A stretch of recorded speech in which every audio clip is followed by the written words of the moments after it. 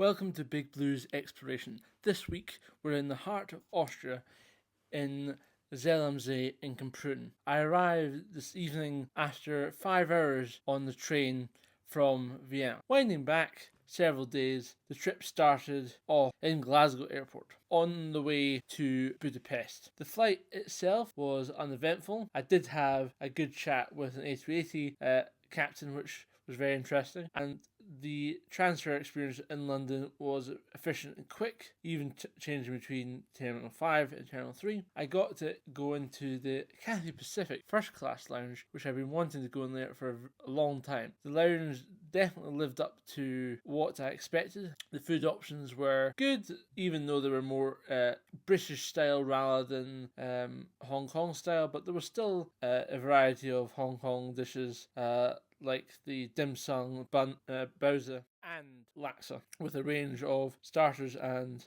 desserts of Asian theme. After that, I headed over to the Qantas, which is a business slash first class lounge. So what was very different about that lounge was that, unlike a business lounge, there was dining a la carte. So you were a few bites in there, including the salt and pepper squid, which is one of the specialities of Qantas, as well as a yogurt-based panna cotta and a few other bits and pieces before heading over to the gate. The flight was delayed by about 40 minutes, and while I was waiting on the plane, I could see that my bag was not going to make it, and it turned out when I got there, as expected, the bag was not there. The bag ended up taking almost 24 hours to get to me after we had landed.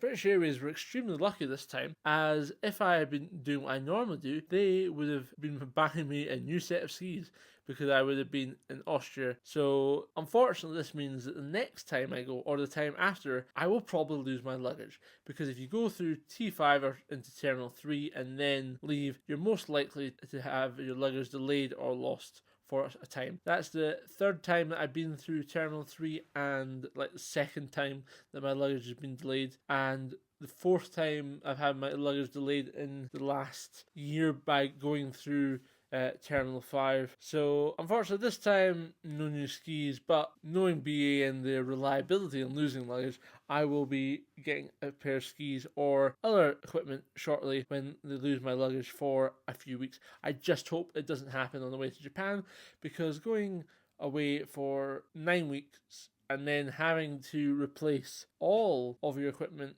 for 1,350 if it's one bag, or 2,700 if it's two bags, doesn't really cut it when it comes to skiing, because your bag has way more than 1,350 pounds worth of equipment in it if you don't get it back for like 5 or 6 weeks. After arriving in Budapest, I ended up having a really good sleep, staying at the Nov Hotel City Budapest, which was quite nice, not too far from the city. Had a great walk around the city of Buda and then to Pest on my full day I was there, and then after the next day making my way over to Vienna for the main reason for going to Vienna for the opera. I was able to see Madame Butterfly, and then this lesser known, lesser produced opera, Vivek Macropolis, which is the Macropolis Affair. Both operas were excellent. I really enjoyed having a walk around Vienna, and also to Schönbrunn castle and grounds, and enjoyed a couple of excellent ice creams at Ferrari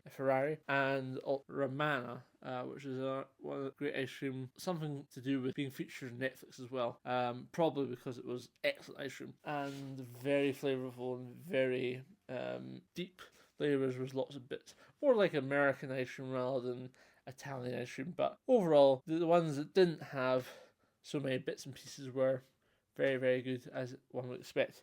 And after that night, made my way over today to Zellamsee, and tomorrow I'm going to be starting with the Kitzsteinhorn, which is mostly open, and then going to have 3 days at Saalbach Hinterglemm, skiing, all that, because most of that's open, and then finishing off with Schmittenhof just behind my hotel here, staying at the Hotel Latini, which so far has been really good. Very well situated just behind Schmittenhof at the bottom of the express lift, and